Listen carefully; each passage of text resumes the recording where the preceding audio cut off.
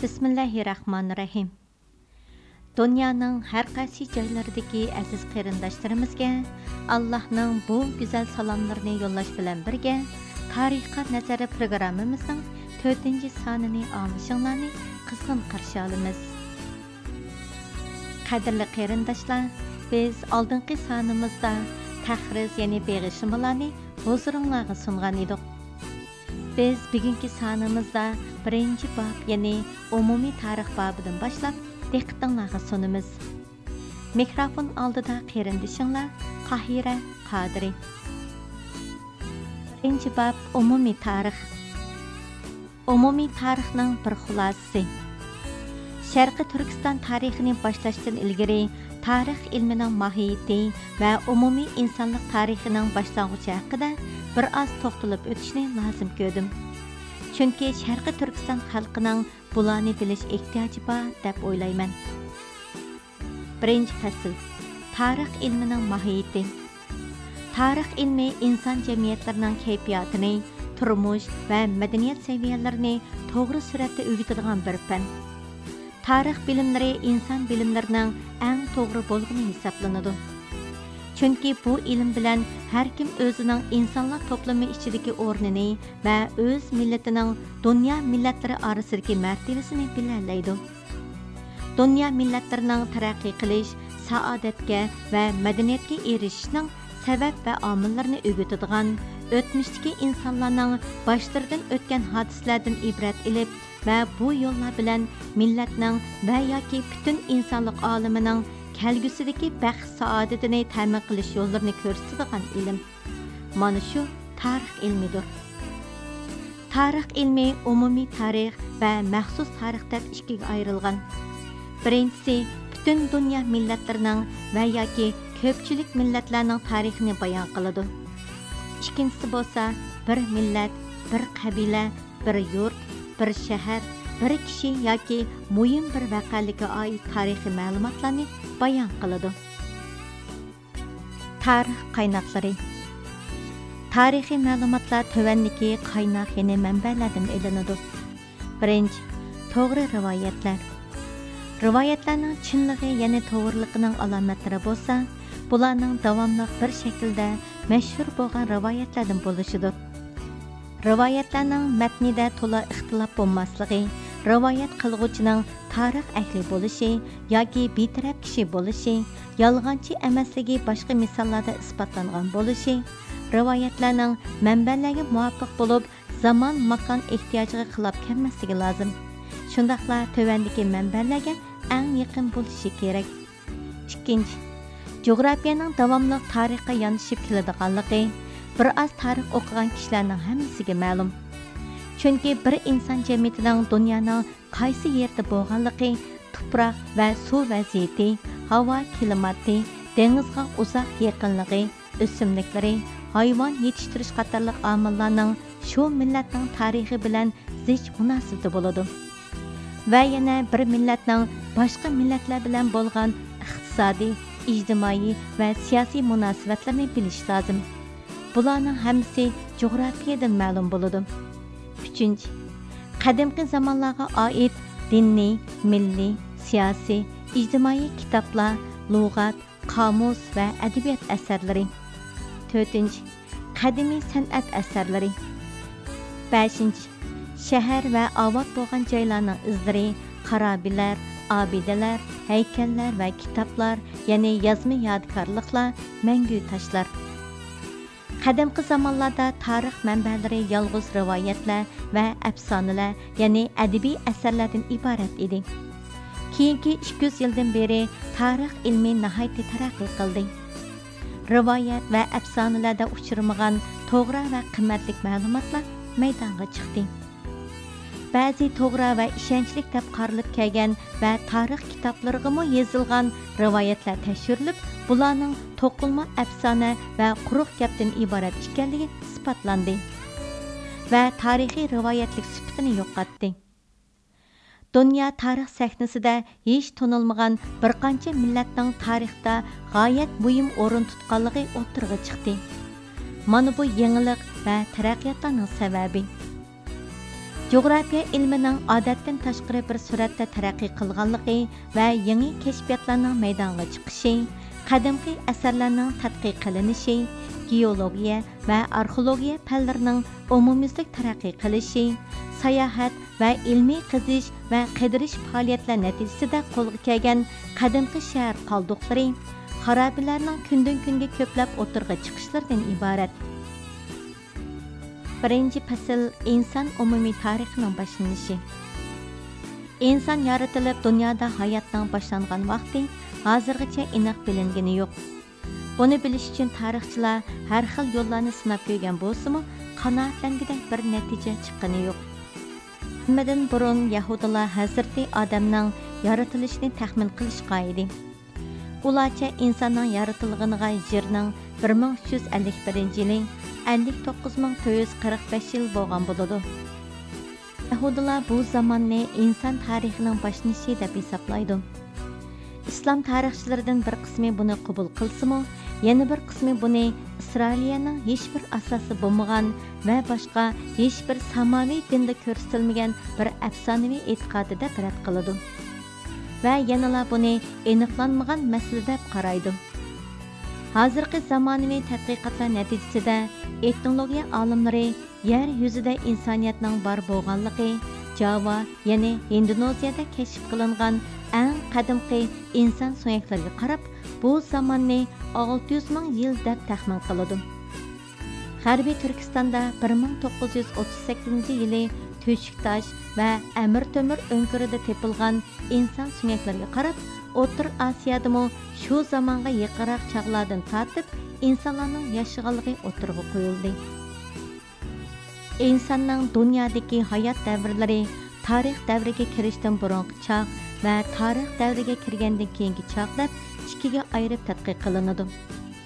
Tarix davriga kirishdan burungi chaq deganimiz insonlar vaqa va ahvollarni xotirlab yozg'ili boshlagandan avvalgi zamonni ko'rsatadi. Tarix davri bo'lsa insonlar vaqa va ahvollarni yozg'ili boshlagan chaqlardan keyingi zamonlarni o'z ichiga oladi. Bundan taxminan 200 yil ilgari tarix davriga kirishdan burungi insonlar haqidagi tarix ilmining ma'lumotlari Qur'on va Tavratda zikr qilingan payg'ambarlar qissalaridan iborat edi. Ma'lumki, bu ma'lumotlar qadimgi insonlarning ozg'ina bir qismining diniy ahvolidan xabar beradi. Yaqinqi 200 yildan beri ilmiy va fanniy usullar bilan ilib berilgan yer osti qizish, tekshirish va tadqiq qilish natijasida o'tirg'i chiqarilgan so'qish qurollari, ov asboblari, qadimgi shaharlar, obod bo'lib o'tgan yerlar va qadimgi uy imoratlarining xarobalari, izlari va san'at asarlaridan tarix davriga kirishdan burungi insonlar haqida xeyli ko'p ma'lumotlar qo'lga keldi. Va dunyoning har qaysi joylarida yashagan qadimgi hayot shakli, turmush yo'llari, madaniyatga o'tishdagi bosqichlari, madaniyat saviyalari, sanoat, ilm-fan va boshqa ijtimoiy ahvollari to'g'risida nihoyat aniq ma'lumotlar qo'lga kelmoqda. Shuning bilan tarix ilmi o'ydirma afsona va cho'chaklar qorong'uligidan qutuldi. Bu suratda tarix ilmi kundan kunga rivojlanib, taraqqiy qilmoqda va natijada kundan kunga yangi ma'lumotlar kashf qilinmoqda. Xulos qilib aytganda, hozirgi zamonaviy tarix kitoblaridagi tarix davriga kirishdan burungi zamonga oid yozilgan ma'lumotlar umuman bu xil yer ostidan qazib tekshirish, ya'ni geologik tekshirish va kashfiyotlardan elingan ma'lumotlardan iboratdir. Tarixdan burun yashagan insonlarning yuqorida bayon qilingan asarlardan elingan ma'lumotlarga qarab, taxminan ma'lum bo'lgan hayot davrlari, yo'nma tosh davri, siliq tosh davri va madan davri deb 3 bosqichga ayrildi. Yo'nma tosh davridagi insonlar intayin oddiy hayot kechirgan. Hayvonlarni ovlab, go'shtini yeb, terisini yepinchi qilib, issiq sovuqdan saqlangan.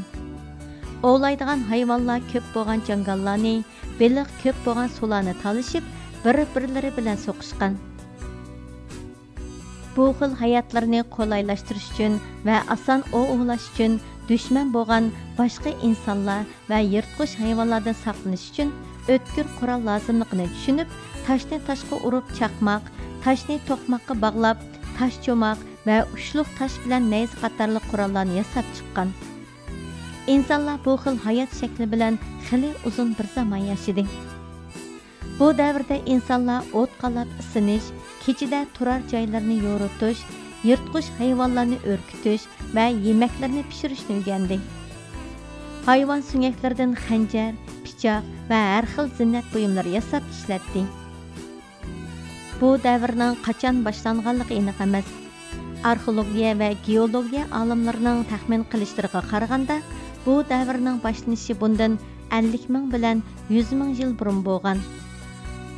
Siliq tash davrida insonlar toshdan asbob yasashda bargan siri ustilashib, chaqmoq teshidan nozik, chiroyli narsalarni yasab chiqib, bularni qum teshiga surib, silg'lab ishlatish va setishga boshladi.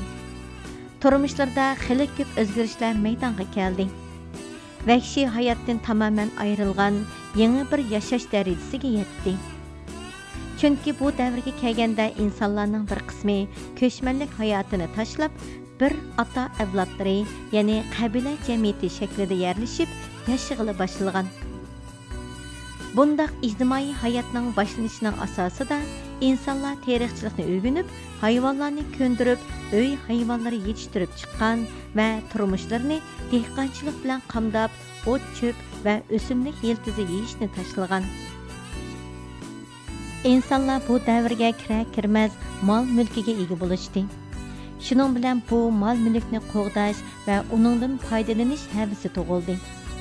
Tabiiyki bu maqsadga yetish uchun insonlarning o'zaro yordamlashish va o'rtaq manfaatlarini e'tirof qilib, ijtimoiy bir tashkil qurib chiqishga to'g'ri keldi.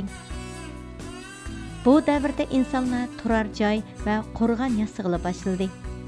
Dastlabda bular xili mustahkam edi.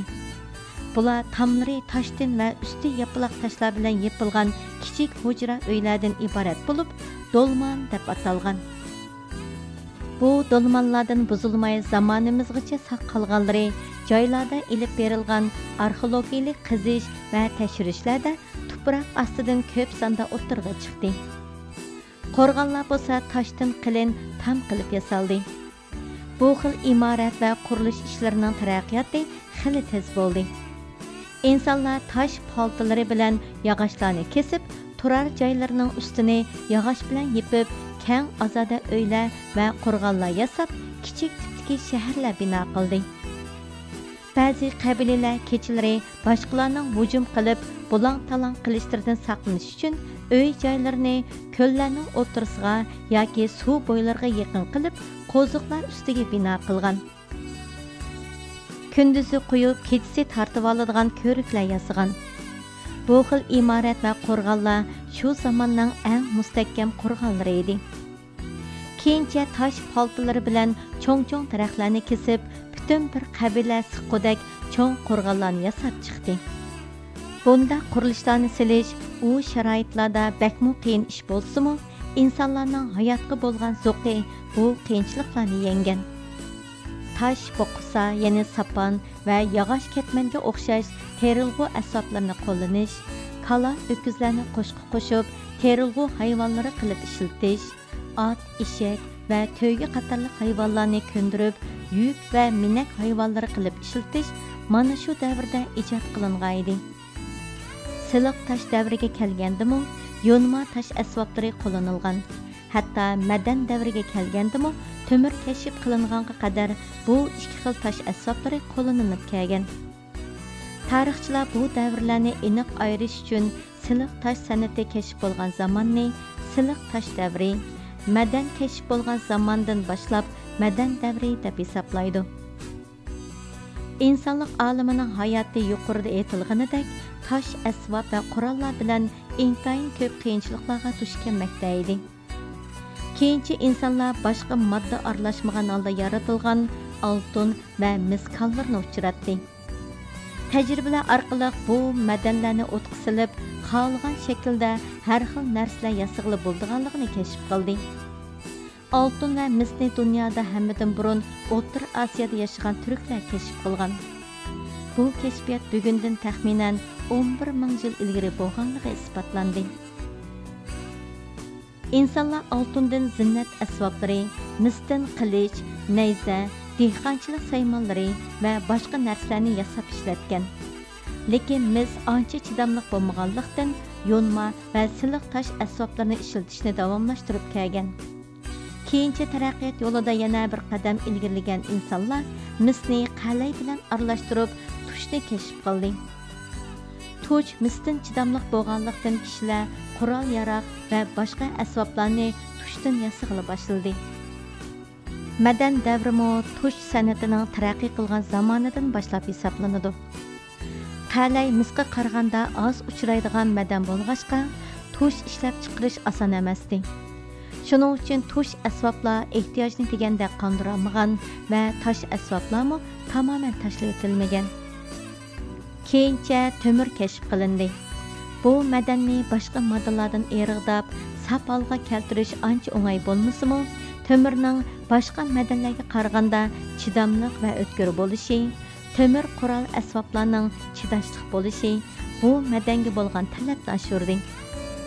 Temir konlarining dunyoda har joyda keng tasha bo'lishi, temir ishlab chiqarishni tez rivojlantirdi.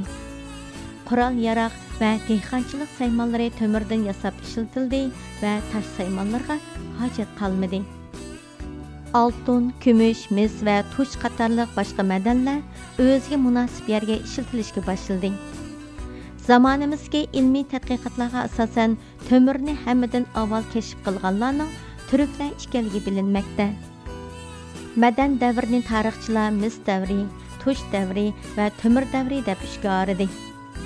Tarix davriga kirgan chaq bo'lsa insonlarning toshqa, madandan yasalgan narsalarga, bino, imorat, obida, ya'ni mangu toshlarga yozilgan yoki o'yilgan xat va sızma rasmlar, toshdan va madandan yasalgan haykallar qatorliq asarlarning borliqi kelgan vaqtidan tartib boshlandi. Bu davr dunyoda o'xshash bir vaqtda boshlanmagan. Zamonimizdagi arxeologik tashvishlarga qaraganda, bular hammadan burun turklardan bo'lgan Yettilar, Sumerlar va Ilamlardan boshlangan. Misrliklarning bu davrga o'xshash zamonda yoki biroz keyinroq kirganligi ma'lum. Misrliklar bu usul bilan muntazam ishlab, uzluksiz rivojlantirganlikdan qoldirgan asarlari ko'p. Shuning uchun tarix olimlari Misrliklarning asarlar yozib qoldirgan vaqtini tarix davriga kirishning boshlanishi deb birdek e'tirof qilishmoqda. Misrliklar yozib qoldirgan bu asarlarning eng qadimgisi milodidan burungi 5000 yilga oid ekanligini asos qilib, olimlar insonlarning tarix davriga kirgan zamonni milodidan 5000 yil burun deb belgilagan. Bular tövəndəki 4 davrga ayırıldı. Başlanğıç əsr miladidən burunqi 5000-ci ildən miladidən keyinki 395-ci ilgacha. O'rta əsr miladidən 395-ci ildən 1493-ci ilgacha. Axırqı əsr miladidən 1493-ci ildən 1789-cu ilgacha. Hazırqı əsr miladidən 1789-cu ildən başlap hazırgacha. Umumiy inson tarixining boshlanishi haqida bu kitobda shunchalik bayon qildim. To'liqroq ma'lumot uchun munosabatli tarix kitoblarga qarashlarini so'rayman. Qadrli qarindoshlar, shunday qilib vaqt munosabati bilan tarixga nazar programmamizning 4-soni mush yerda oxirlashdi. İnşallah yeni son programımızda görüşkice sizlerni Janobi Allah'a topshiramiz. İcabetli duayinglarda bizler için dua qilishni unutmag'aysizlar. Allohga emanet.